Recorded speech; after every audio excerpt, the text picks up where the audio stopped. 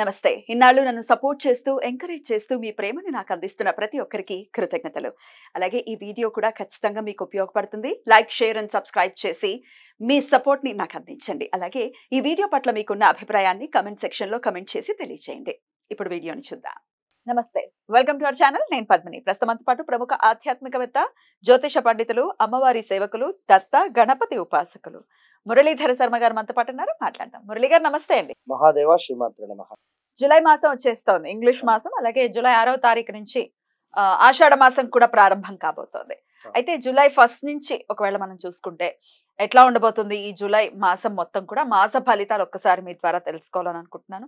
ద్వాదశ రాశులకి కూడా గోచారం ఎలా ఉంది, మరి ఎట్లాంటి పరిస్థితులు ఉండబోతున్నాయి, ద్వాదశ రాశుల వాళ్ళకి ఎలా ఉండబోతోంది ఈ మాసం అంతా, ఒక్కసారి మీ ద్వారా మురళి గారు. తప్పకుండా అమ్మా. ప్రతి వీడియోలో కూడా మనం ఇంట్రో ఇవ్వడం జరుగుతున్నది. గ్రహచారం వేరు, గోచారం లేదు అనేటువంటి విషయాన్ని గమనించుకోండి. ఇక్కడ కొన్ని సందర్భాలలో తప్పకుండా కూడా ఒక 36 ఇయర్స్ తర్వాత మరలా 36 ఇయర్ తర్వాత ఒక సైకిల్ అనేటువంటిది రన్ అవుతూ ఉంటుంది.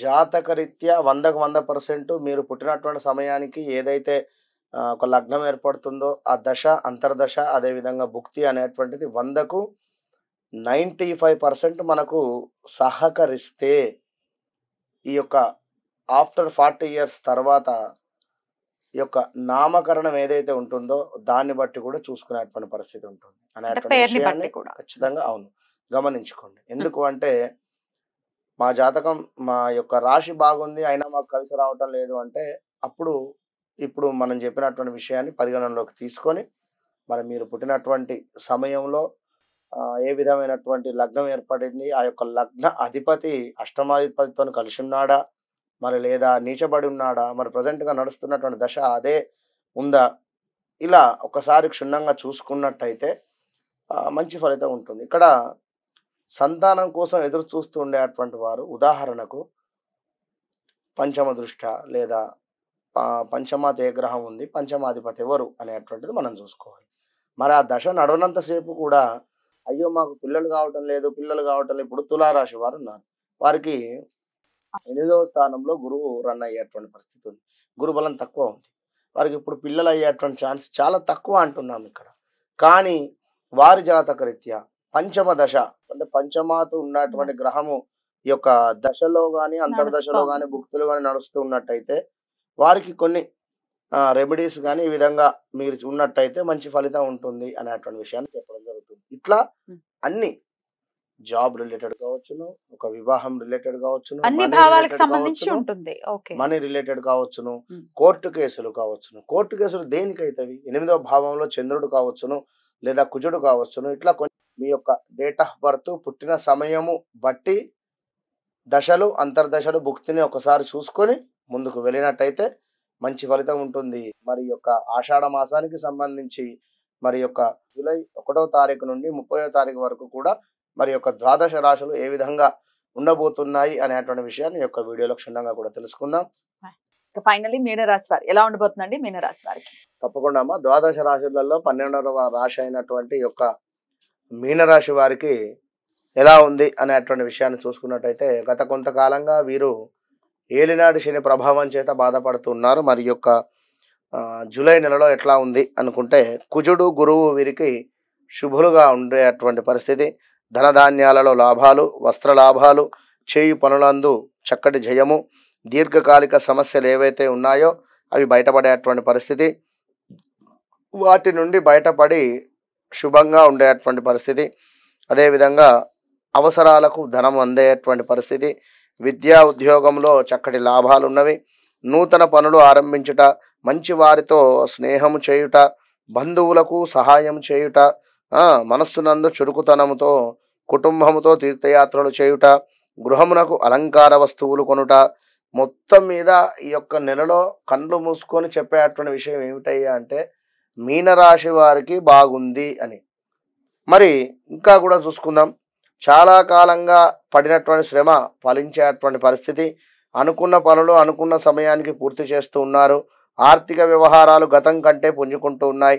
కొన్ని వ్యవహారాలలో అంచనాలు నిజమవుతూ ఉన్నాయి. నిరుద్యోగులకు అందినటువంటి సమాచారం కొంత సంతోషం అందిస్తూ ఉన్నది. దూరపు బంధువుల నుండి శుభకార్య ఆహ్వానాలు అందుతూ ఉన్నాయి. సోదరులతో భూ వివాదాలు ఒక కొలిక్కి వస్తూ ఉన్నాయి. గృహ నిర్మాణ పనులు ప్రారంభిస్తారు. కుటుంబ సభ్యులతో చక్కగా కూడా సఖ్యత వ్యవహరిస్తూ ఉన్నారు. వృత్తి వ్యాపారాలు మరింత పుంజుకుంటూ ఉన్నాయి. వారం ఈ యొక్క నెల మధ్యలో ఇంట బయట కొంత చికాకులు ఉన్నప్పటికీ కూడా ఆ చక్కటి ఆరోగ్యంతో ముందుకు వెళుతూ ఉన్నారు. ఇవన్నీ ఎందుకు అంటే శని భగవానుడు ముందుగా మీకు ఈ యొక్క కుజుడు గురువులు శుభులుగానైతే ఉన్నారు కనుక ఎవరి జాతకంలో అయినా కూడా గురుబలం ఉంటే అద్భుతంగా ముందుకు వెళుతారు. ఇప్పుడు కుజుడు కూడా మీకు చాలా చక్కగా ఉండడం జరిగింది. గత కొంతకాలంగా ఏలినాటి శని అని చెప్పి మీకు మీరే నెగిటివ్గా ఒక ఫీలింగ్లో ఉండడం జరుగుతున్నది కనుక ఇప్పుడు దానిని తీసేయండి. ఈ యొక్క 139 రోజులు మీకు జూలై 1 నుండి 3 నెలలు కూడా 108 రోజులు వేసుకోండి. చాలా అద్భుతమైనటువంటి వాతావరణం ఉండబోతూ ఉన్నది. అసలు అనుకున్నటువంటి పనులు అనుకున్నటువంటి విధంగా కానీ ఎందుకు అంటే శని వక్రం చెందడం చేత మీకు 10వ స్థానము చూపు ఈ యొక్క శని భగవానుడు చూడడం జరుగుతూ ఉన్నది. 11వ స్థానంలో ఈ యొక్క చూపు చూడడం చేత అన్నింట విజయమే. అన్నింట వ్యాపారస్తులకు కానీ ఉద్యోగ ప్రయత్నాలు కానీ లేదా విదేశీ ప్రయత్నాలు కావచ్చును లేదా వివాహ విషయంలో ఏమైనా మీకు ఇబ్బందులు కలిగినటువంటి వాతావరణం ఉంది అనుకుంటే తప్పకుండా కూడా వివాహ సంబంధిత విషయాలలో కూడా మీకు అనుకున్నటువంటి పనులు అనుకున్నటువంటి విధంగా ముందుకు వెళ్ళేటువంటి పరిస్థితి గోచరిస్తూ ఉంది. మీనరాశి వారికి అసలు ఎలాంటి రెమెడీస్ లేవండి. ఈ యొక్క నెలలో తప్పకుండా కూడా అద్భుతమైనటువంటి ఫలితం మాత్రము గోచరిస్తూ ఉన్నది. మరలా చెప్తూ ఉన్నాను, 100% బాగుంది. All the best.